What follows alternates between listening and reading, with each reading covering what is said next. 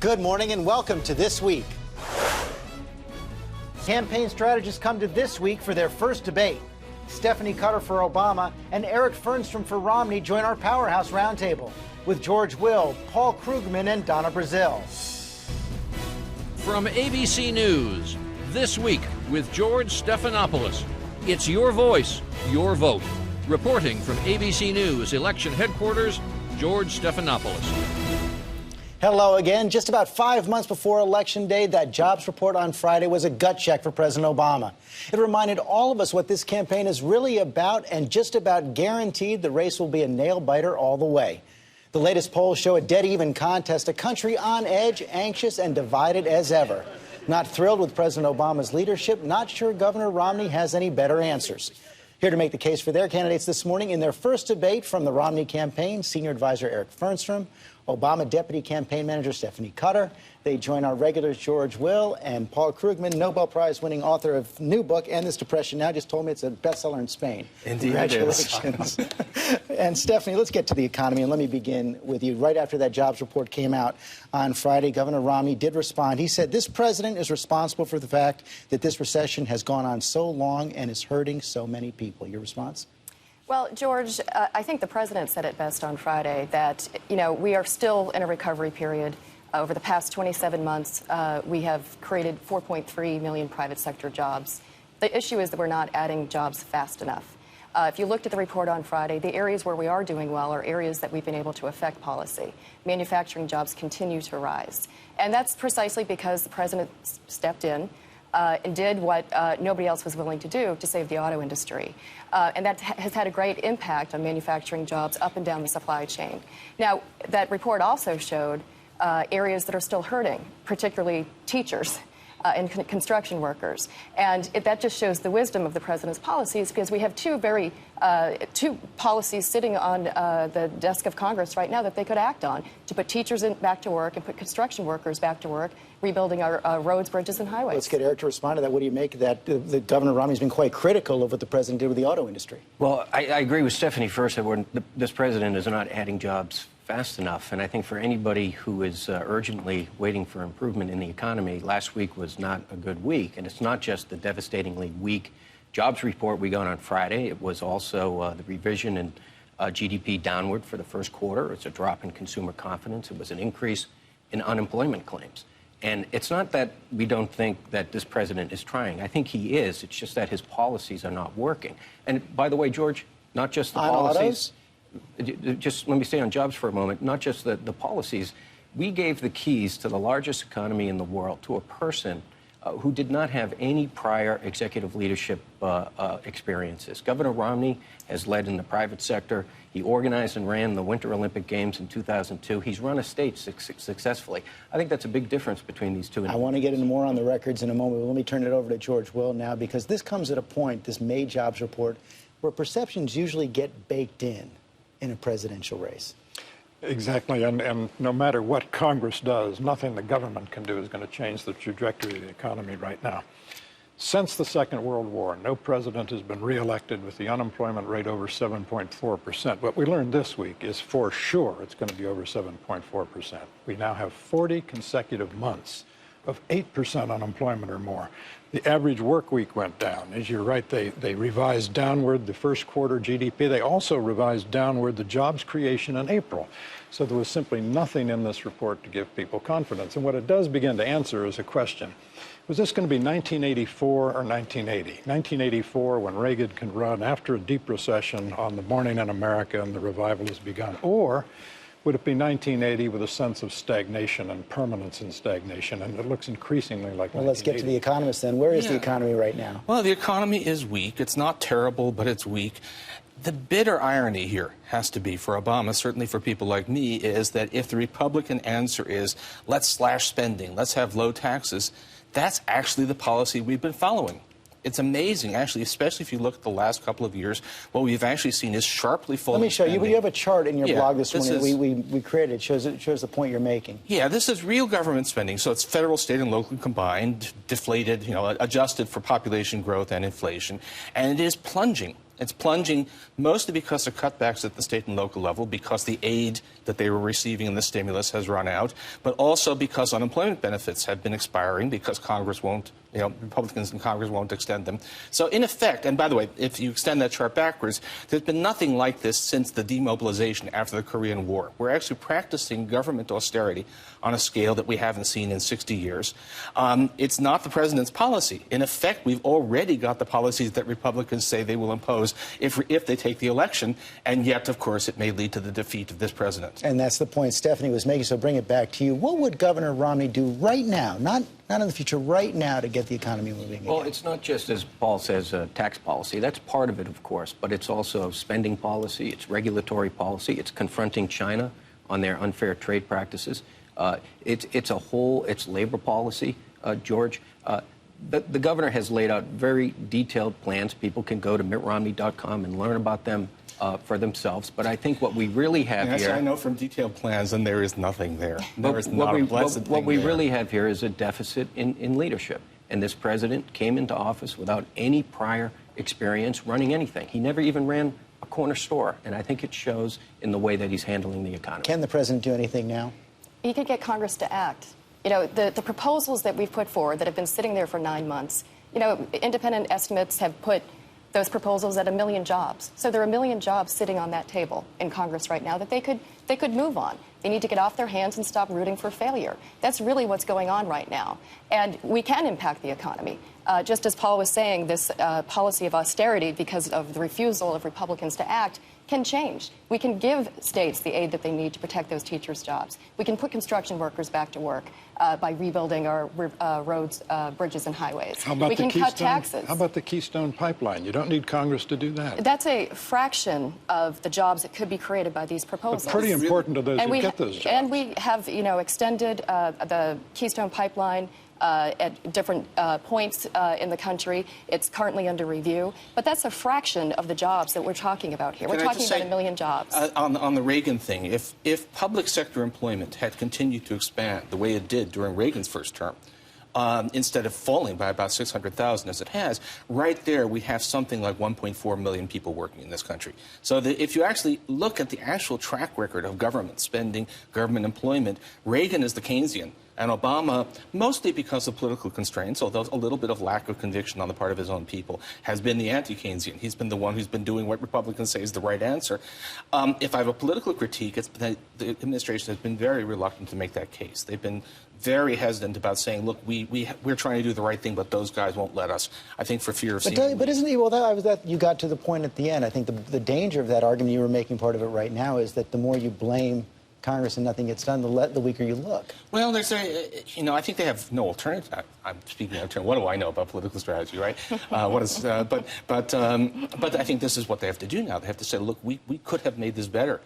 And Harry Truman, the do-nothing Republicans in Congress. Can I say, George, just on that point, I do think it's important for Republicans in Congress to come together with the president on some bipartisan jobs legislation. The problem is this president has made it nearly impossible to do that because of the way he demonizes his opposition, his personal attacks against Paul Ryan. I can tell you that when Mitt Romney was governor of Massachusetts, he had to confront a Democratic legislature.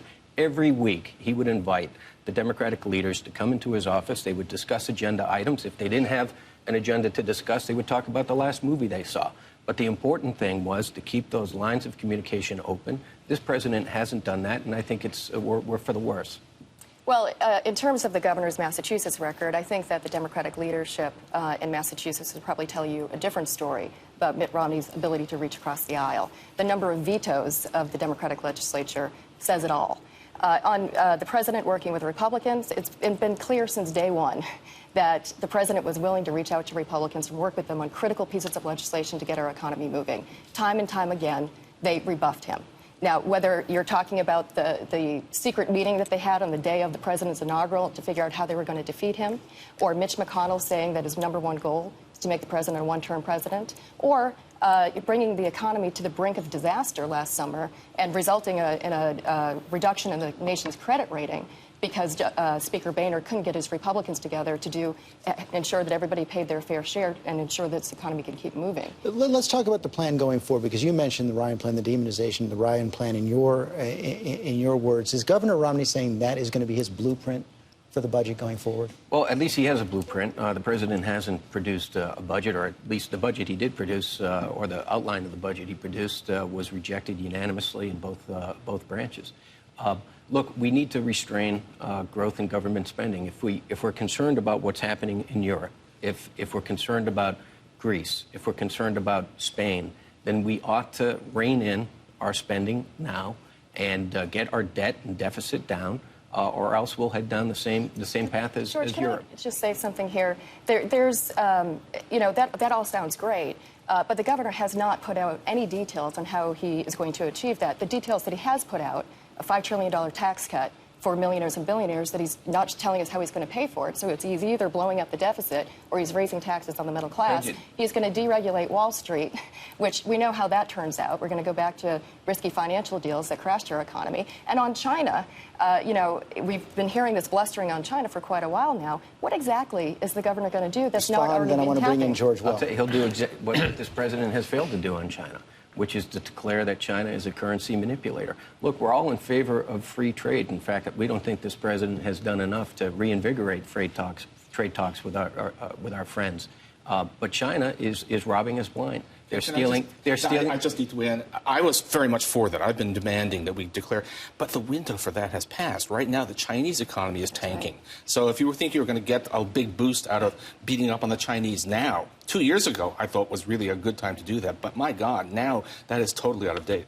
And how do you explain the governor's comment that when the president did take action, enforcement action against the Chinese when they are dumping tires in this economy, that the governor called that protectionism? Well, the governor has promised that he would confront China in ways that this administration has not. The president has the power right now through his Treasury Department. He doesn't need Congress to act to declare China a currency manipulator. They are playing fast and loose, giving themselves an unfair advantage, and that's hurting American jobs. George Will. The president has had a lot of discretion and used it vigorously, not just with Solyndra that Mr. Romney went out to dramatize this week, but this week the Wall Street Journal had a long article on $1,260 million invested in car batteries for electric cars. Now, there's a big supply of the batteries, there's a small supply of the cars, complete mismatch, and lots of money lost. On another matter, I didn't hear a robust answer to George's question. Where does the governor stand, Governor Romney, on the Ryan plan? Does he endorse it? Oh, he's for the Ryan plan. He believes it goes in the right direction. The governor has also put forward a plan to reduce spending by $500 billion by the year 2016. In fact, he's put details on the table about how exactly he would achieve that. So to say he doesn't have a plan to restrain government spending is just not true. Can I say the Ryan plan, and I guess this is what counts as a personal attack, but it isn't. It's not an attack on the person, it's an attack on the plan. The plan's fraud. The plan is a big bunch of tax cuts, some specified spending cuts basically for poor people, and then a huge magic asterisk, which is supposed to turn into a deficit reduction plan. But in fact, if you look what's actually in it, it's a deficit increasing plan. And so to say that, just tell the truth, that there is really no plan there, neither from Ryan nor from Governor Romney, is just the truth. That's not, if that's being harsh and partisan, gosh, then I guess the truth is anti-bipartisanship. So may I ask you, Paul, do you prefer the president's plan? Oh, yeah. I mean, the president, at least, it's not, I don't approve of everything, but there are no gigantic mystery numbers in his stuff. We do know what he's talking about. His numbers are all the economic forecasts are wrong, but his are not insane. These are just imaginary. Well, this president has given us 4 years of trillion-dollar deficits. Never before, not until Barack Obama came into office, have we ever achieved a $1 trillion annual operating deficit. That's what we have under this president. At least the Paul Ryan plan puts us on a path toward a balanced budget. It gets those annual deficits down in a way that this president has been unable to do. George. With his predictions about what his stimulus would accomplish, what his green jobs programs would accomplish, the president gave a lot of hostages to Fortune, and Fortune has shot the hostages. You know, when Trotsky, one of the leaders of the Russian Revolution, made lots of predictions, and his biographer, Isaac Deutscher, who loved Trotsky, said, proof of Trotsky's farsightedness is that none of his predictions have come true yet. I think Mr. Obama is farsighted in the same way. No question. That one chart about the stimulus was really wrong. But what's interesting about that very early thing was they said that unemployment would go below 8%. Right. But they actually said Stay below 8%. But they were wildly over-optimistic about the ability of the private economy to recover on its own. The mistake they made was that they said that even without the stimulus, unemployment would fall sharply. And that was, I don't know why they believed that, but this is not a problem with the president's policies, and it is something that a couple of economists put together in January 2009. Is that still what we're going to run on? I want to dig into a little more of what happened this week when both campaigns went in to rival territory. As I said, at the open, we had David Axelrod go to Massachusetts, talk about the Massachusetts record. Mitt Romney go to Solyndra, talk about the president. Take a look. The state was 47th in job creation, 4th from the bottom. Under Romney's tenure as governor, Massachusetts' economic performance was one of the worst in the country. This building, this $500 million taxpayer investment, represents how the president thinks about free enterprise. Free enterprise to the president means taking money from the taxpayers and giving it freely to his friends. I want to talk about each of these issues in turn. Stephanie, let me begin with you. You saw David Axelrod make the point about the Massachusetts jobs record, but in Massachusetts, unemployment did go down. Right. Under Mitt Romney. It was below 5% when he left. Right. So let me tell you the story about Massachusetts under Governor Romney. It did fall to 47th out of 50 in job creation.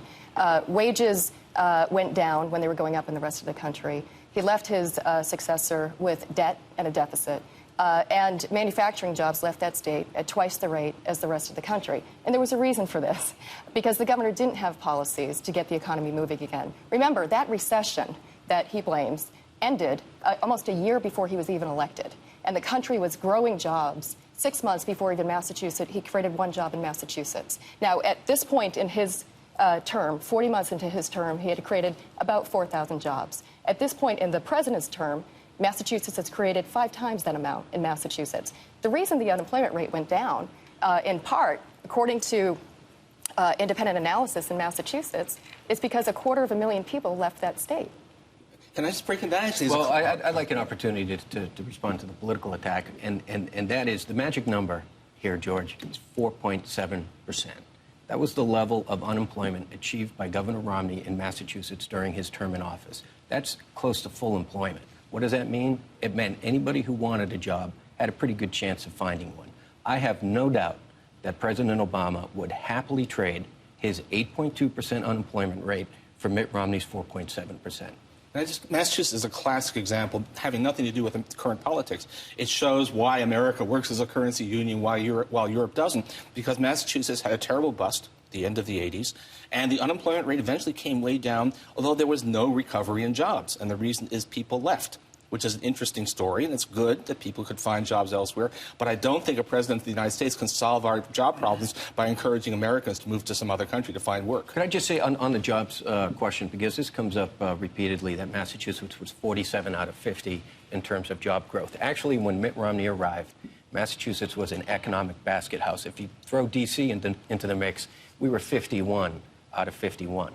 By the time Mitt Romney left 4 years later, we were in the middle of the pack. We were 30th in the nation in terms of job growth. That's the trend line that you want to see. That's called a turnaround. And it's what this president has been unable to execute with the national economy. Well, I guess I've been looking at different numbers from the Bureau of Labor Statistics, which I think we all follow. Well, I think Massachusetts was 36th out of 50 states when Governor Romney took office, and he was 47th when he left. I don't think this election is going to have this retrospective cast of mind. The question is, what is the mood of the country going to be 5 months from now? And you would like Congress to do something. If there's anything we know, it is that anything Congress does now will have an effect, if at all, in 2013. I think you can also say that it's pretty safe that the Congress isn't going to do all that much between now and November. I wanted to bring another question about Mitt Romney's Solyndra attack to you, Eric Fehrnstrom, because the governor was very strong on that. But just the day after he gave that speech, the Boston Herald, I think, reported that a solar energy company that Mitt Romney supported as governor of Massachusetts with his own green jobs investments went bankrupt. It was one of several that have come up in the last couple of days. So isn't this exactly the same story? Well, that was a loan that was approved by the prior administration. The governor made it clear that his philosophy was that government should not be in the business of venture investing. Actions he took as governor were to limit the state's ability to do that. He vetoed funds that were set aside for that purpose.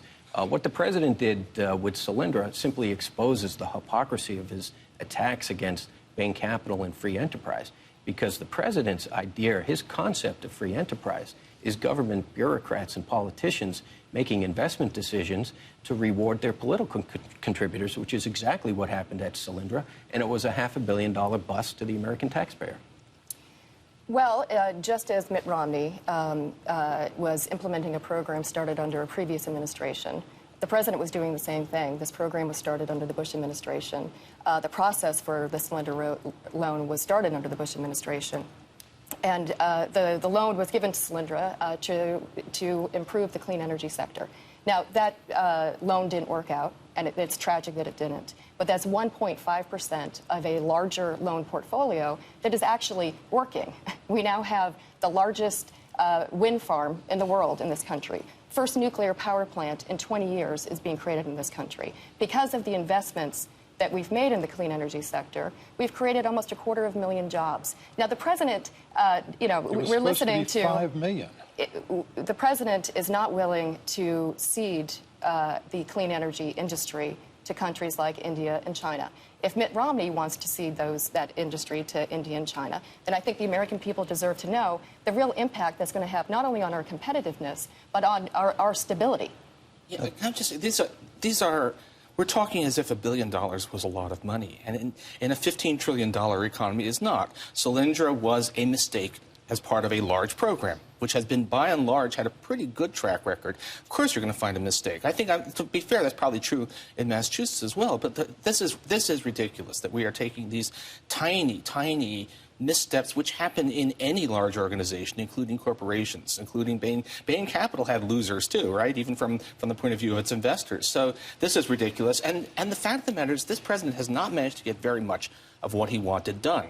It's terribly unfair that he's being judged on the failure of the economy to respond to policies that have been largely dictated by a hostile Congress. We have a couple minutes left before we have to take a break, and I just quickly want to go to you, George Will, because you're calling this recall election in Wisconsin coming up on Tuesday. Governor Scott Walker, the Republican, facing a recall, the second most important election this year.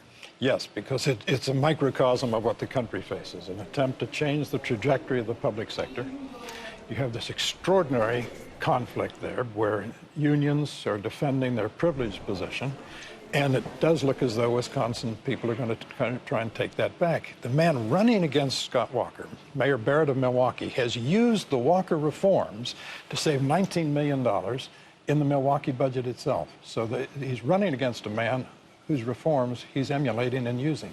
And yet, of course, Walker is proposing tax cuts that will do much more to hurt the budget than any of these alleged savings. So it is a microcosm. It's not fiscal responsibility versus irresponsibility. It is a vision of what kind of country you want to have and whether we're going to redistribute income upwards. A more than $3 billion budget that he inherited, a deficit, has now become a surplus.